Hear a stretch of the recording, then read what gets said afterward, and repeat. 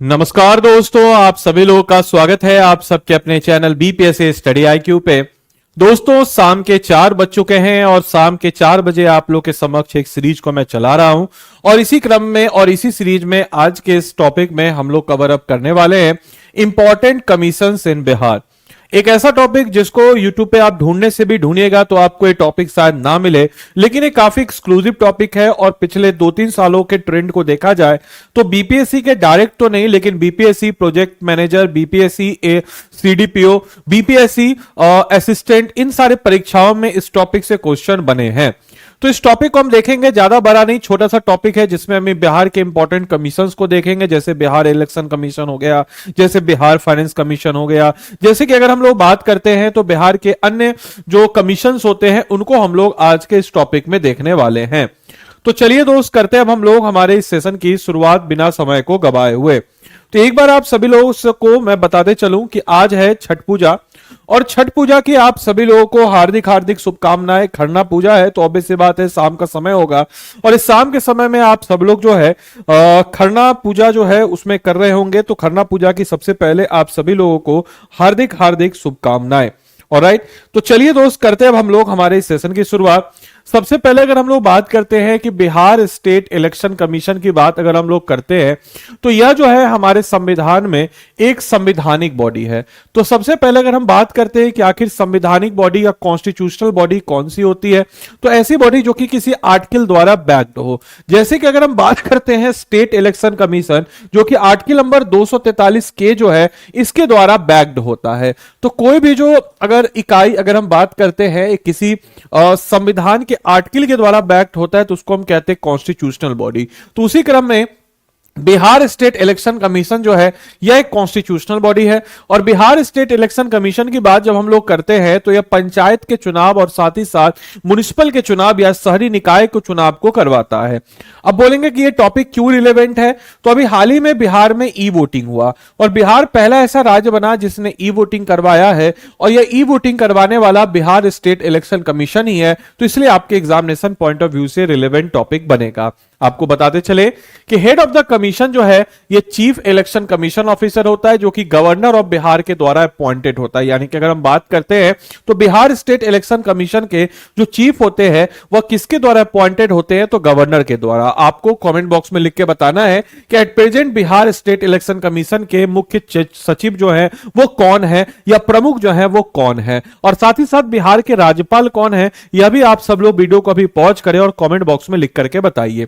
साथ ही साथ अगर हम बात करते हैं किनका जो ऑफिस है वो फंक्शन होता है under the supervision of election commission of India, और इलेक्शन कमीशन ऑफ इंडिया के अंतर्गत इनका जो ऑफिस है वह चलता है। इसके अलावा हम लोग अगर बात करते हैं कि इसका काम क्या होता है, तो वोटर लिस्ट को प्रिपेयर करना, जो कि इससे रिलेटेड जो इलेक्शंस और ग्रासरूट लेवल पे, यानी कि अगर हम बात करते हैं चाहे हमारा शहरी निकाय यानी कि म्युनिसिपल हो या फिर हमारा पंचायत हो, तो इस दोनों स्तर पे हम कह सकते हैं कि एक जमीनी स्तर पर जो मतदाता सूची है उसको तैयार करना और ग्राम स्तर पर चुनाव संचालन से संबंधित कार्यों को नियंत्रण करना इसका कार्य होता है। इसके अलावा हेड ऑफिस जो होता है बिहार स्टेट इलेक्शन कमीशन का वह पटना में मौजूद है। और बिहार पॉलिटी से क्वेश्चन आ सकता है 243 के जो है यह बिहार स्टेट इलेक्शन कमीशन से डील करता है, इसके बारे में आपको पता होना चाहिए। इसके बाद बिहार का एक और संवैधानिक इकाई है जिसको हम कहते हैं बिहार पब्लिक सर्विस कमीशन। जैसे कि केंद्र पे यूनियन पब्लिक सर्विस कमीशन होता है, वैसे राज्यों में हर एक राज्य का अपना पब्लिक सर्विस कमीशन हो सकता है, और उसी बिहार का जो पब्लिक सर्विस कमीशन है वह है बीपीएससी यानी कि बिहार पब्लिक सर्विस कमीशन, जो कि आर्टिकल नंबर 318 के अंतर्गत आता है। इसमें एक चेयरमैन होते हैं और अपॉइंटेड बाय द गवर्नर, और इसको अपॉइंट किया जाता है गवर्नर के द्वारा। कौन है बीपीएससी के चेयरमैन, कमेंट बॉक्स में लिख के बताएंगे। साथ ही साथ इसके कुछ मेंबर्स भी होते हैं और उनके मेंबरों में से एक बहुत ही महत्वपूर्ण मेंबर है इम्तियाज अहमद, और उसी इम्तियाज अहमद की एमसीक्यू सीरीज में चलाता हूं प्रत्येक दिन 10 बजे लाइव। तो आप लोग उसके साथ भी जरूर जुड़ा करें, प्लेलिस्ट बना हुआ है तो वहां पे भी आपको काफी ज्यादा फायदा मिलेगा। अपार्ट फ्रॉम दैट अगर हम लोग बात करते हैं तो बीपीएससी यानी कि बिहार पब्लिक सर्विस कमीशन कब एग्जिस्ट किया था? भले एडीओ की परीक्षा दे रहे हो, 72nd बीपीएससी की परीक्षा दे रहे हो, लेकिन ये सारे एग्जामों को कराने वाला बीपीएससी आपको पता होना चाहिए। तो बीपीएससी जो है 1 अप्रैल 1949 को गवर्नमेंट ऑफ इंडिया एक्ट 1935 के तहत, याद रखिएगा क्योंकि 1 अप्रैल 1949 को हमारा संविधान लागू नहीं हुआ था, इसलिए भारत सरकार अधिनियम 1935 के तहत इसको लागू किया गया। इसका हेडक्वार्टर जो है रांची में था, लेकिन बाद में 1951 में इसको पटना जो है शिफ्ट कर दिया गया। इस बात को भी दिमाग में रखना है। Apart from that Bihar public service commission या जिसको बीपीएससी भी कहते हैं, इसके पहले चेयरमैन कौन थे? तो इसके पहले चेयरमैन की बात हम लोग कहते हैं तो राजधारी सिन्हा जो थे इसके पहले चेयरमैन थे। इसके जो मेंबर होते हैं या उसके जो चेयरमैन होते हैं, मेंबर होते हैं, उनका टेन्योर जो है 6 साल से ज्यादा वो नहीं बन सकते हैं, या फिर 62 साल जो भी पहले वो पूरा कर लिए वह जो है उसके बाद रिटायर हो जाएंगे। वही अगर हम बात करते हैं, बहुत इंपॉर्टेंटली अगर हम बात करते हैं तो बिहार स्पेशल जीके के लिए, इंडियन पॉलिटी के लिए आर्टिकल नंबर 315 से 323 जो है ये बड़ा रिलेवेंट और इंपॉर्टेंट है। इसके अलावा अगर मान के चले किसी की भी गिरफ्तारी होती है और उसके गिरफ्तारी के बाद उसके साथ मतलब थाना में कुछ बदसलूकी होती है, तो जब थाना में बदसलूकी होती है तो उसी के आधार पर कोई भी इंसान एक होता है, कोई भी जो मानव होता है उसका एक मानव का एक अपना अधिकार होता है। तो इसी ह्यूमन राइट्स कमीशन की बात अगर हम करते हैं तो बिहार ह्यूमन राइट कमीशन, याद रखिएगा Bihar human right commission Bihar state election commission और बीपीएससी की तरह एक संवैधानिक इकाई नहीं है। यह पार्लियामेंट के द्वारा बनाया गया इकाई है जो कि एक एक्ट के तहत आया था, 1993 में इसके तहत बना और बिहार में शुरुआती दौर में 3 जनवरी 2000 को एस्टेब्लिश हुआ, लेकिन औपचारिक रूप से, ऑफिशियल रूप से 26 जून 2008 को एस्टेब्लिश हुआ था। इस चीज को दिमाग में रखना है। इसके जो चेयरपर्सन होते हैं और इसके एक चेयरपर्सन और 2 जो है मेंबर होते हैं और उनको अपॉइंट किया जाता है, इनको भी गवर्नर के द्वारा। याद रखिएगा जो पहले चेयरपर्सन थे वो जस्टिस एसएन झा थे, इस बात को भी दिमाग में रखते हुए चलना है। इसके अलावा कमीशन जो है ये इंटरवीन करता है proceeding involve human rights violation, यानी कि आयोग जो है मानवाधिकार उल्लंघन के मामलों में हस्तक्षेप जो है कर सकता है। और इट कैन इंक्वायर जो है, ऑब्वियस सी बात है कि अगर कहीं पे कुछ भी शिकायत लेकर के लोग आते हैं तो उसको लेकर के इंक्वायरी करने का अधिकार इनके पास मौजूद होता है। इसके अलावा ये जो इनकरेज एनजीओ जो होते हैं, यानी कि जिसको हम कहते हैं कि जो गैर सरकारी संगठन है, नॉन गवर्नमेंट ऑर्गेनाइजेशन है, एनजीओ के जो मानवाधिकार कार्यों को बढ़ावा देते हैं, तो उसके साथ मिलकर भी टाई अप करके भी चीजों को बेहतर तरीके से कर सकते हैं।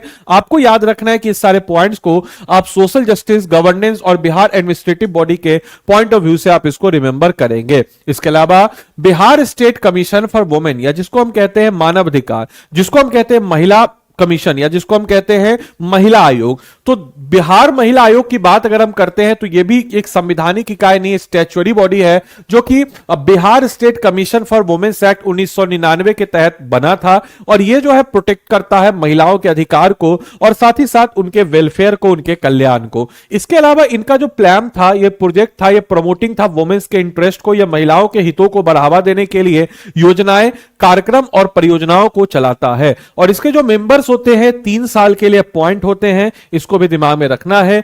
चेयरपर्सन और इसके जो मेंबर होते हैं वो महिलाएं होते हैं, जो कि इसको भी गवर्नर के द्वारा अपॉइंट किया जाता है। इसका भी हेड ऑफिस पटना में है। और याद रखिएगा ये गवर्नेंस और वुमेन एम्पावरमेंट वाले टॉपिक के लिए बहुत ही ज्यादा इंपॉर्टेंट है, तो इसको भी सारे बच्चों को दिमाग में रखते हुए चलना है। आइए अब कुछ एमसीक्यू है, इस एमसीक्यू को जरा हम लोग कर लेते हैं फटाफट। तो आइए पहला क्वेश्चन है कि सर आपको बताना है कि कौन सा हो जाएगा कि भाई आर्टिकल जो है बिहार स्टेट इलेक्शन कमीशन या स्टेट इलेक्शन कमीशन कौन से आर्टिकल से डील करता है। क्वेश्चन को देखिए, लिखिए क्वेश्चन नंबर 1 का सही उत्तर क्या होगा। दूसरा क्वेश्चन है कि the first chairperson of a Bihar public service commission कौन थे, इसका भी क्वेश्चन नंबर 2 और इसका आंसर लिखिए। तीसरा ऑप्शन है the Bihar human right commission was formally considered in which year, इसका भी आप ऑप्शन लिखिए आंसर में। चौथा क्वेश्चन है the Bihar state commission for women और कॉन्स्टिट्यूटेड अंडर विच है, इस क्वेश्चन को देखिए और इस क्वेश्चन का आंसर भी आप कमेंट बॉक्स में लिखिए। पांचवा क्वेश्चन है which of the following commission of Bihar has its headquarter in Patna, इस क्वेश्चन को देखिए और इसका भी उत्तर कमेंट बॉक्स में लिखिए। इसके अलावा दोस्तों आप सभी लोगों को बताते चलें कि बीपीएससी एडीओ की परीक्षा आपकी जनवरी में हो रही है। अगर आप खुद से अपनी पढ़ाई को बेहतर तरीके से कर पा रहे हैं तो बेस्ट है, अगर आप बेहतर तरीके से अपनी पढ़ाई को नहीं कर पा रहे हैं तो आपके लिए है बीपीएससी एडीओ का बैच। आप बीपीएससी एडीओ के बैच में कैसे एनरोल कर सकते हैं, तो देखिए स्टडी IQ के ऐप या वेबसाइट पे आप चले जाएंगे। ऐप या वेबसाइट पे जाने के बाद यहां पे आप क्या करेंगे तो ADO सर्च करेंगे। ADO सर्च करने के बाद आपको क्या करना है तो BPSC ADO लाइव बैच 2 पे जाइएगा, बाय नाउ पे जाइएगा। बाय नाउ पे जाने के बाद इसको हटाइएगा, यहां पे आप डालिएगा आदि लाइव। आदि लाइव कोड लगाने से देखिए आपको 2000 का डिस्काउंट हुआ। और इस कोर्स में आपको क्यों इनरोल होना चाहिए और कैसे हम इस बैच में पढ़ाएंगे, तो आइए जरा हम आपको समझा देते हैं कि आखिर जो है इस कोर्स में आपको कैसे इनरोल होना है और इस बैच में आखिर हम लोग क्या क्या पढ़ाएंगे। तो दोस्तों जैसे मान के चले कि कोई भी टॉपिक आपको पढ़ाया गया, नंबर सिस्टम जैसे आपको पढ़ाया गया, तो नंबर सिस्टम आपको मैथ्स में पढ़ाया गया। अब मैथ्स में जैसे लेटर सपोज कि आपको पढ़ाया गया नंबर सिस्टम, अब नंबर सिस्टम आपने मैथ्स में पढ़ा, ठीक है।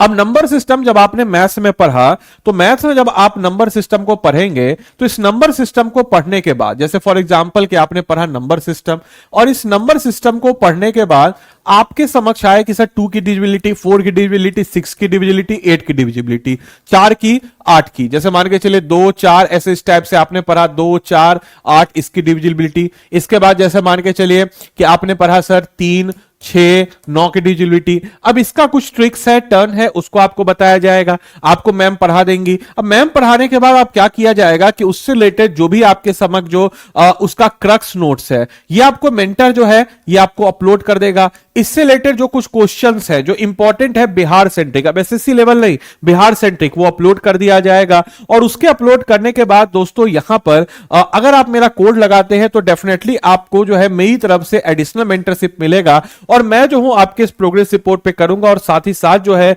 मैं जो है बेसिकली यहां पे जब आप किसी भी फैकल्टी का कोड लगाते तो आपको मेंटरशिप मिलेगा। इससे रिलेटेड आपको क्रक्स नोट्स, और साथ ही साथ जब आपका एक एक टॉपिक कंप्लीट हो जाएगा नंबर सिस्टम का, तो आपका उसका मॉड्यूलर बेस्ड टेस्ट होगा। मॉड्यूलर बेस्ड टेस्ट हो जाने के बाद जब मैथ्स का एक एक टॉपिक करते हुए मैथ्स कंप्लीट हो जाएगा तो एक सब्जेक्ट बाय टेस्ट होगा। और इस प्रकार से maths, reasoning, Hindi, English, GK GS, science, current affairs, सारे सब्जेक्टों को खत्म करने के बाद इसी पैटर्न के आधार पर आपका फाइनल टेस्ट जो है ये सब आपको इसमें दिया गया है। तो इसमें जो आपका पढ़ाई भी है, क्रक्स नोट्स भी है, मटेरियल भी है, हैंड रिटेन नोट्स भी है, एंड मोस्ट इंपॉर्टेंटली हम अगर बात करते हैं तो टेस्ट सीरीज भी इसमें इंक्लूडेड है। तो देरी किस बात की, जाइए इनरोल कीजिए। और अन्य जानकारी के लिए 9289996924 इस नंबर है, इस नंबर पे आप कॉल कर सकते हैं और बोल दीजिएगा कॉल करके कि मुझे आदित्य सर की मेंटरशिप चाहिए, आदित्य सर का कोड लगवा दीजिए, मुझे उनकी मेंटरशिप चाहिए, आपको मेरा मेंटरशिप अवश्य मिल जाएगा। तो उम्मीद करते हैं यह सेशन आपके लिए लाभदायक रहा हो, आपको बहुत कुछ जानने सीखने को मिला हो। तो मिलते हैं हम लोग अगले सेशन में, तब तक के लिए सारे बच्चों को bye bye, take care, thank you and thanks for watching this session.